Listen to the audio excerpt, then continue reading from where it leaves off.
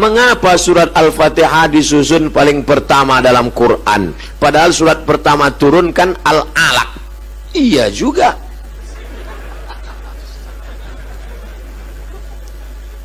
Di Medan nih kita kalau tanya jawab cerdas pertanyaannya. Nampak betul orang Medan nih hebat-hebat ilmunya.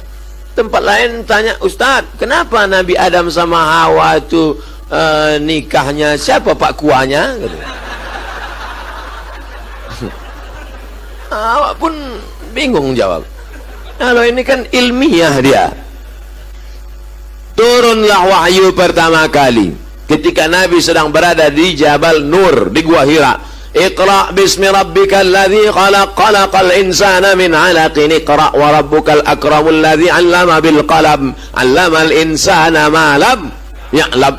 Nabi pun menggigil kedinginan, turun ke bawah sampai di bawah, lalu kemudian dia minta kedinginan, diselimuti oleh Khadijah. Ketika sedang diselimuti, turun ayat, ya ayyuhal muddatsir, hai orang berselimut, qum, bangun, fa'anzir, beri peringatan. Lalu dia pun disuruh beri peringatan. Siapa yang mesti diberi peringatan? Turun yang ketiga, wa anzir ashiratakal aqrabin, berilah peringatan kerabat-kerabat dekatmu. Dipanggillah pakciknya, pamannya, bibinya semua, dibawanya ke depan bukit Jabal Safa, Jabal Marwah, bukit Safa, bukit Marwah. Nabi pun naik ke atas bukit Safa. Sampai di atas bukit Safa, Nabi berkata kepada orang Makkah, hai penduduk Makkah, kalau ku katakan di belakang Jabal Abi Qubais ini ada kafir musyrik yang mau menyerang kita, apakah kalian percaya? Sadaqnaka, kami percaya ya Rasulullah. Kalau ku katakan di belakang ini ada musuh mau menghancurkan Makkah, apakah kalian percaya? Kami percaya ya Rasulullah. Kalau ku katakan aku sudah dapat wahyu dari Jibril, aku Nabi, kalian percaya? Datang Abu Lahab, tabban laka ya Muhammad, celaka kau Muhammad.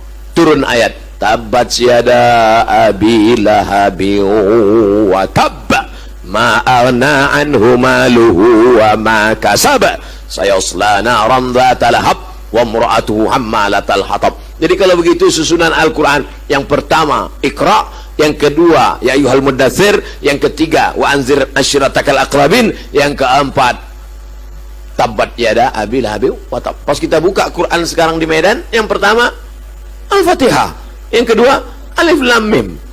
Jadi Quran mana Quran Medan nih? Quran yang ada di Lauhil Mahfuz, fi Lauhim Mahfuz, yang ada di Lauhil Mahfuz itu susunannya pas macam susunan yang ada di Medan. Al-Fatihah, Al-Baqarah, Ali Imran, An-Nisa, Al-Maidah, susunannya pas. Lalu kemudian turun ke tempat transit namanya Baitul Izzah. Turun di tempat Baitul Izzah, berhenti dia di Baitul Izzah. Lalu dari Baitul Izzah turun ke Nabi. Itulah yang menurut susunan secara historikal, secara sejarah tadi. Datang Jibril membawa Iqra, datang Jibril membawa ya ayyuhal muddatsir, datang Jibril membawa wa ashiratakal akrabin, datang Jibril membawa tabbat syada, datang orang bertanya tentang haid, turun ayat haid, yas'alunaka anil mahid qul huwa adza, datang orang bertanya tentang sedekah, yas'alunaka anil madza yunfiqun, bertanya mereka tentang khamar, yas'alunaka anil khamri wal maisir. Lalu kemudian menjelang Nabi meninggal dunia, disusun lagi Al-Quran itu persis seperti susunan yang ada di Lauhil Mahfuz. Makanya mukjizat Al-Quran diantaranya adalah mukjizat cara turunnya. Turun acak 22 tahun 2 bulan 22 hari, 22 tahun 2 bulan 22 hari. Susunnya acak kadut kacau balau, tapi bisa disusun ulang sebelum Nabi meninggal persis seperti susunan yang ada di Lauhil Mahfuz. Jelas? Jadi Pak Ustadz, sebelum Nabi meninggal Quran itu sudah tersusun macam yang sekarang? Ya, macam sekarang, tapi ada di kepala sahabat, sudah macam ada sekarang. Al-Fatihah, Al-Baqarah, Ali Imran, An-Nisa, Al-Maidah sampai An-Nas, tapi tak ada wujudnya zahir, adanya di kepala mereka. Dalam bentuk apa? Dalam bentuk Quran digital.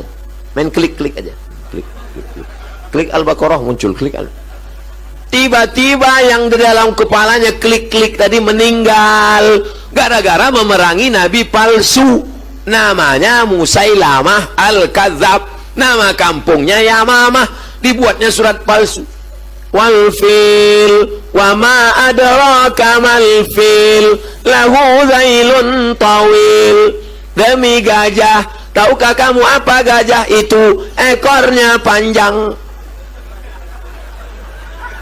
Datang Abu Bakar Siddiq, perang. Maka diperanginya lah si nabi palsu tadi. Meninggal 70 orang penghafal Quran. Datanglah Umar bin Khattab menjumpai Abu Bakar. Wahai Abu Bakar, ya, ini Quran nampaknya harus kita bukukan jadi satu buku, karena Quran yang ada di kepala tadi udah banyak penghafalnya yang meninggal. Apa hikmah dari sini? Bahwa tentara-tentara zaman Abu Bakar itu adalah para penghafal Quran. Makanya anak-anak kita ini mesti hafal Quran. Nanti dia jadi tentara hafal Quran. Dia jadi polisi, kapolres hafal Quran. Dia jadi kapolri hafal Quran. Dia yang akan memperjuangkan Al-Quran. Takbir. Nah, lalu kemudian setelah itu kata Abu Bakar, aku tak mau membukukan Quran karena Nabi tak pernah menyuruh, Nabi tak pernah membuat. Maka kalau tak dibuat Nabi adalah bid'ah, wa kullu bid'atin dhalalah wa kullu dhalalatin finnar. Kata Umar, ini kalau tak kita buat nanti penghafal sudah banyak meninggal, ada manfaatnya. Akhirnya Allah membukakan pintu hati Abu Bakar, lalu ditusunlah tim, diambillah Quran-Quran yang tertulis di pelepah korma, di tulang onta, di batu lepes. Akhirnya jadilah satu Quran tertulis, tapi sudah ada di kepala para sahabat, mutawatir. Kalau satu orang gharib, kalau dua orang aziz, kalau tiga orang masyhur. Tapi kalau menghafal banyak orang, hafalannya sama, namanya mutawatir. Besok katanya ada pengajian Ustaz Somad ya? Iya. Jadi tak? Ini udah mutawatir ini. Itu artinya udah viral nanti maksudnya.